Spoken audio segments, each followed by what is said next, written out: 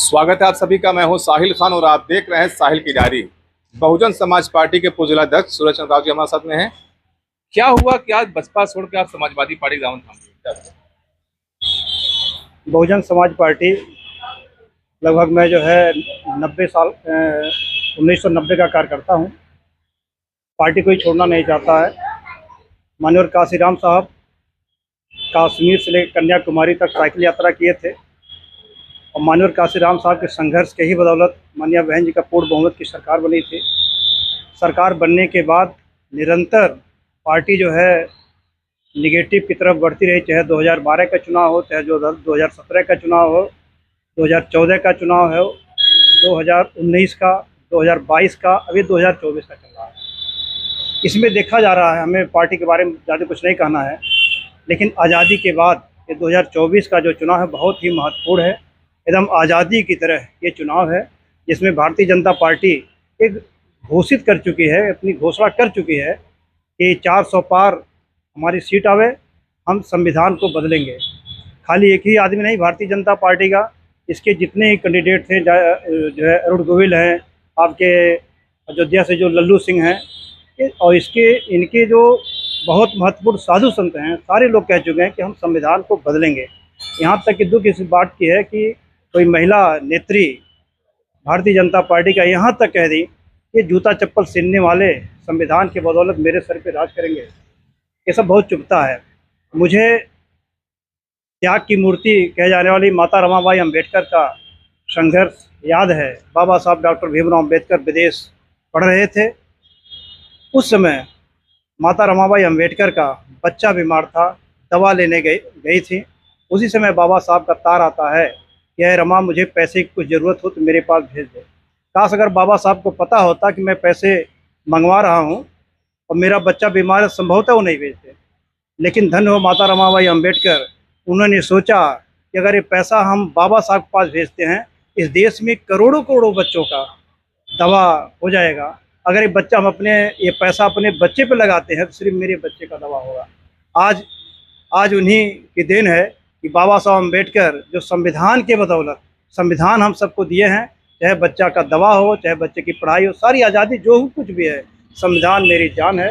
इस जान को बचाने के लिए माता रमाबाई अम्बेडकर के त्याग को याद रखते हुए हमें ये फैसला लेना पड़ा, क्योंकि इस अभियान में हमें तकलीफ़ है कि इसमें निश्चित रूप से माननीय बहन जी को जो है शामिल होना चाहिए था, क्योंकि राष्ट्रीय पार्टी कांग्रेस पार्टी है, दूसरी राष्ट्रीय पार्टी बहुजन समाज पार्टी।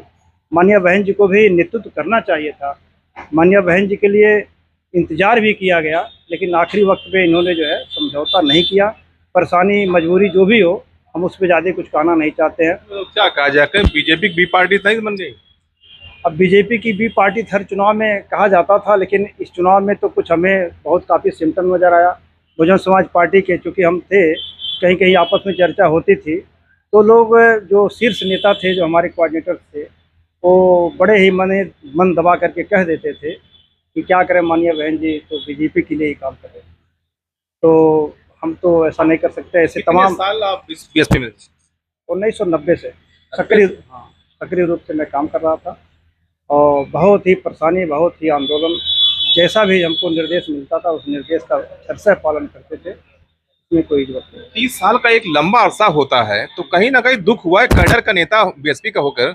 ऐन वक्त आपको लगा कि संविधान बदल जाएगा। क्या लगता है संविधान बदल जाएगा कि बस हवाई चुनावी?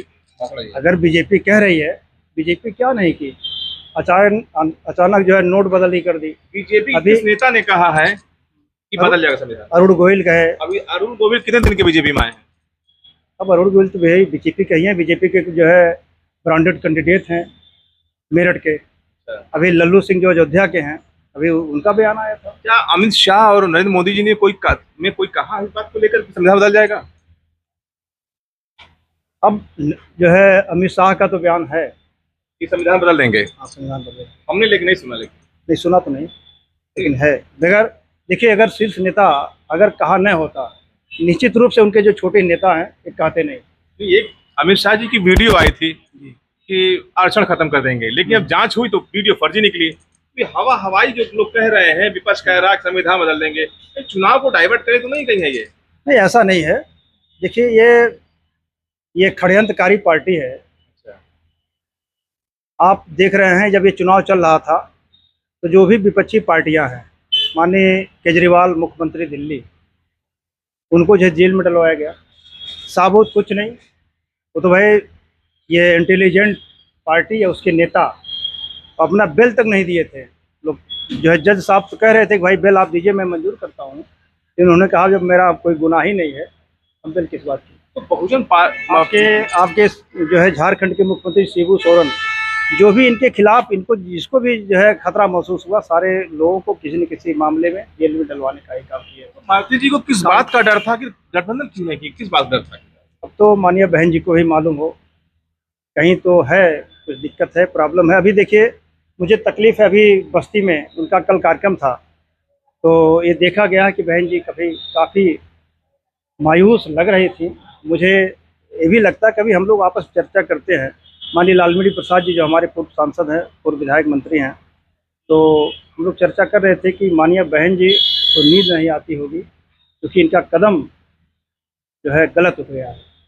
किस बात को लेकर? यही, अब ये यहाँ पूरा देश भारतीय जनता पार्टी को बदलने के लिए इंडिया गठबंधन बनाया है, ये अपना अलग कर रही है। हम लोग तो चिल्लाते थे गांव में कि भारतीय जनता पार्टी संविधान में काफ़ी छेड़छाड़ कर चुकी है। अगर ये तीसरी बार भारतीय जनता पार्टी की सरकार बनती है तो निश्चित रूप से संविधान बदलेंगे, और इसके लिए हम सब की जिम्मेदारी है कि सारे लोग मिल करके एक एक वोट हाथी निशान पे देना होगा। आने वाले दिनों में माननीय बहन जी को प्रधानमंत्री बनाना है। लेकिन आनंद जी तो नहीं का शिकार हो गए। अब आकाश आनंद जी कैसे शिकार हो गए क्या है, अब तो मैं तो समझता हूँ जो भी आदमी बढ़ता है, चाहे कुछ भी हो, कहीं न कहीं उनको जो है डाइवर्ट कर दिया जाता है। अब क्या है, बहन जी को लगा कहीं हमारी जगह न लेना का शायद, कि युवाओं में खासा चेहरा बन चुके थे।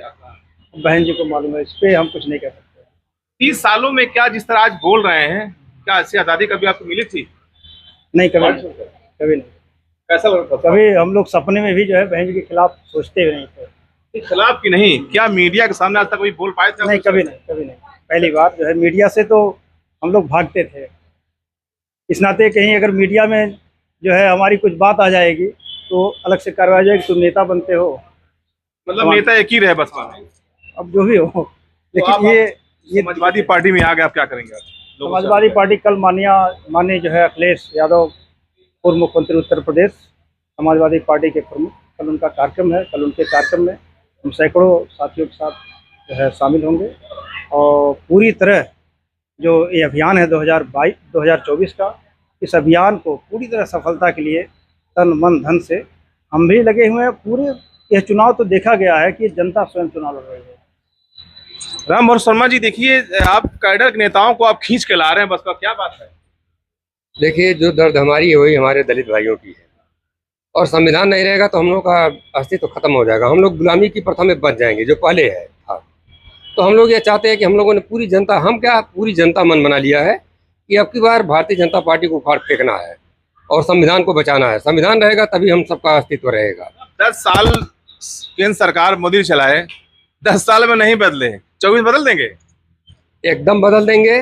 और आप समझ लीजिए कि मैं आपको सही बताना चाहता हूँ कि हम लोग तो गांव-गांव में घूम रहे हैं, हर व्यक्ति से, चाहे वो दलित हो, पिछड़ा हो, आदिवासी हो, माइनॉरिटी हो, और अपर कास्ट में भी जो गरीब वर्ग के लोग हैं। अब इन्होंने, मोदी जी ने 10 साल में किया है क्या? आप बता दीजिए। उनका कोई काम नहीं है, केवल धर्म के नाम पर दोनों समुदायों को लड़ाया। इंडिया पाकिस्तान किया है, चाइना इंडिया किया, और इसके अलावा इनके पास कोई विकास का काम नहीं है। पीएम आवास सबसे सुपरहिट जा रहा है। पीएम आवास, इंदिरा आवास भी आता था, प्रधानमंत्री आवास भी आता था 2014 के पहले भी आता था, पहले भी राशन मिलता था। ऐसा नहीं है कि नहीं मिलता, इन्होंने नया काम किया है। आयुष्मान कार्ड 5 लाख का दे रहे हैं। बहुत कम लोगों को मिला है, हमारे घर में खुद नहीं मिला, हमारे काफी लोगों को नहीं मिला। हम तो जानते ही नहीं है किसको मिला किसको नहीं मिला है। और जिनको आयुष्मान कार्ड मिला है तो उनको सुविधाएं कहाँ मिल रही हैं? हर हॉस्पिटल तो दे नहीं रहा है, और छोटी मोटी बीमारी होती तो आयुष्मान कार्ड कोई लगाने नहीं जाता है।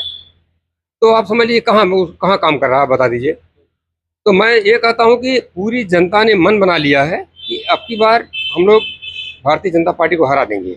अभी देखिए, यही संत कबीर नगर में हमारे कई पिछड़े वर्ग के लोग हैं जो भाजपा में रहते थे, उनका विरोध हो रहा है, खुल करके विरोध हो रहा है, एकदम खुलेआम विरोध कर रहे हैं, और सब कह रहे हैं कि हम लोग इंडिया गठबंधन में जाएंगे और इंडिया गठबंधन के प्रत्याशी को जिताएंगे भारी से भारी मतों से।